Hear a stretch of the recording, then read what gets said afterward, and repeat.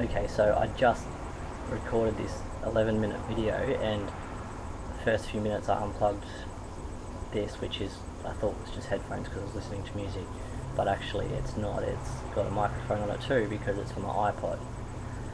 Anyway, so today is the 26th of January 2011, so Australia Day. I had my surgery on the 17th of January 2011 with Hugh Bartholomew's in Queensland, Australia, at Ipswich Day Hospital, so it was only a day surgery. I had, I think it's called bilateral mastectomy. See if I can find it.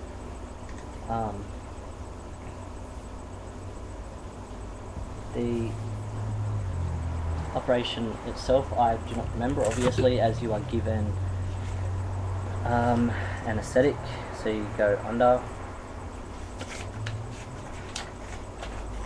It is bilateral subcutaneous mastectomy.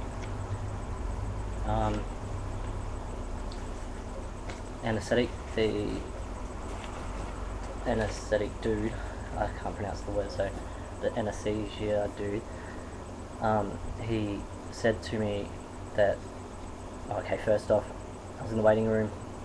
One bad thing I had there was that one of the nurses referred to me as female. I'm thinking it's an accident, but in saying that, she was the nurse that did my admission, and she did put on my band that I am male.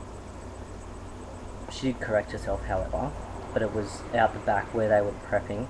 I don't think she thought I heard, and I haven't said anything to anyone, just keeping that to myself because I don't know.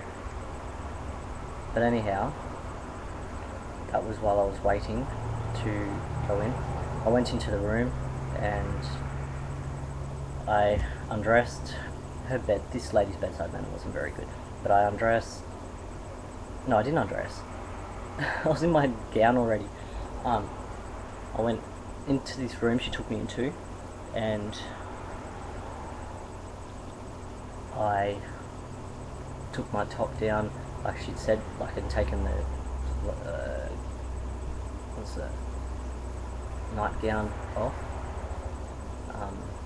stuck it on the bed where she said, and I sat on the bed. They put a towel or a sheet up behind me, and I had to pose for some photos of my chest, so my pre-surgery photos. Then Dr. Bartholomew's came in and drew on my chest and went in. Everything was just happening really quickly, like it was just really quick. They wheeled me in, taped my, I was laying on the bed and they taped my arms out flat. I can't do it any higher than that, but they taped it out flat.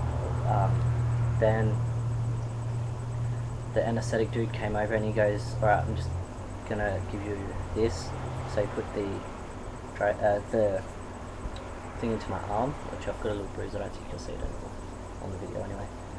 Yeah, put the thing in my arm and put the, I think they put a relaxant in first and then they put the anaesthetic through, but he said it's going to feel like I have like 5 rum and cokes all of a sudden, and it did. That's all I remember.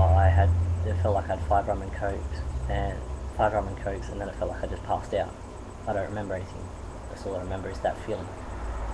I woke up to someone going, Zach, you with us, buddy, Zach? And then they chucked some pills down my throat, and then somehow they got me over to a chair. I don't remember, it feels like a dream, but I remember, I do but I don't, so it's like it's there but it's not there.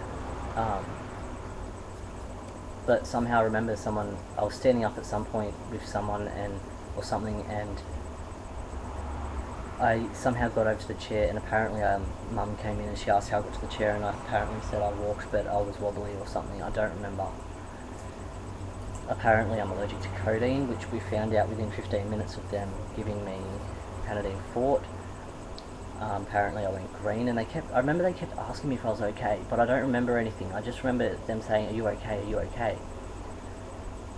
And I was like, I'm fine. And then apparently I started saying to my mum that they chopped my tits off. I was like, Ma, they chopped me tits off or something. I apparently kept repeating it, and there was another person in the recovery room or whatever it was.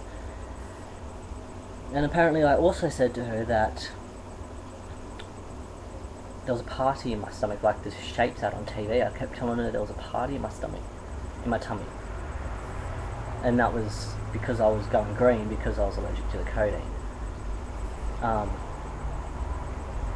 Which we didn't know until I'd had it. So they gave me injected me with some other drug in my IV. That's the thing, the IV thing. And then, yeah, I don't know. Apparently that stops your brain and your stomach from making any sort of connection. I don't really know. Anyway, I came home, slept for a good 24 hours. Because the codeine really knocked me for a 6. Been the most horrible 10 days. I'm never going to experience this again, thank fuck. Don't recommend it to anybody. I haven't been really in any pain. My biggest problem has been pressure on my chest. This is the garment, the post-surgical garment, and the dressing. The dressing is actually quite thin. I'm not sure what side it's on. It's on this side. I can show, yeah. See how thin that is? It's really thin. That's how thin the dressing is that I put on. But it's tight. This is the drain, which I've had one complication with it, is the hose popped off. But that was no biggie, I just went and got a new drain put on. So that's the drain. And as of late, I have lost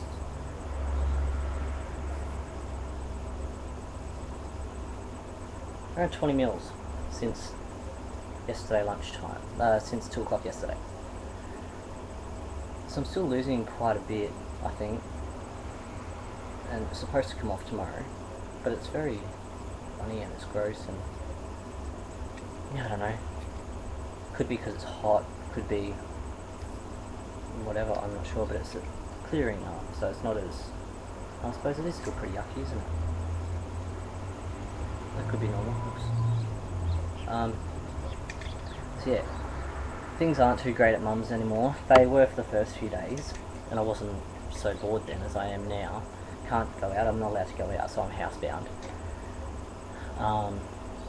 I've been out twice, once to get that changed, and once on a Sunday we drove past, well, Mum went to fix up my cat, and she made me sit in the car, then we went to Hungry Jack's and had an ice cream, and so I was out for about half an hour, so in 10 days that's all I've done. It's made my anxiety levels increase significantly, so that's been difficult. Also with the pressure on my chest, I'm noticing that my anxiety levels are becoming quite high, and it's starting to stress me out quite a lot. I had lost 2 nights sleep because of it. I feel like I'm suffocating, and it's quite scary. Sorry, my finger coming undone. So yeah, that's been difficult. I would really love a shower. You can see my face is really greasy and it's disgusting. I've put on so much weight since doing nothing for 10 days. It's been really hot as well. But yeah, so hopefully I get this straightened out tomorrow and I can go home. I can't wait. In the background, I'll see the side, are my mum's fish.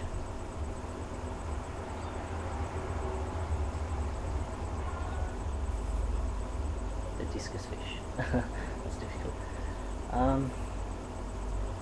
Yeah, not really much more to say. That's all that's happened. So I'm post-op for my chest reconstruction. Now I can start saving for my lower surgery. Yeah, I'm having a few family problems.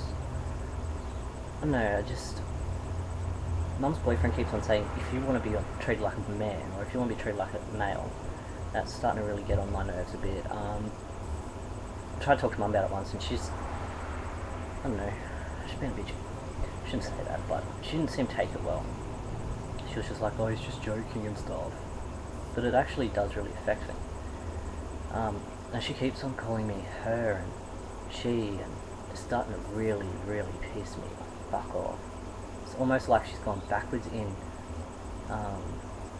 pronouns and the way she treats me, and it's really starting to bother me. And I don't know why. And I tried to talk to her about it, but it made some difference for a little while. But these last few weeks, maybe it's just stress, I don't know, because she does suffer from severe mental illness. Yeah, this last few weeks it's just really gotten too much, and I'm starting to get frustrated. And my sister's up and she keeps on calling, like she's been worse. She was really good to start with, but all of a sudden she's just had this turn since she's had this new boyfriend, and she got married and now she's still getting divorced all in a year.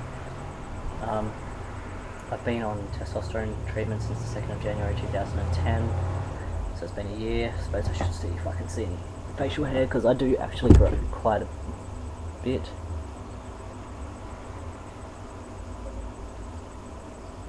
It's a little patchy, but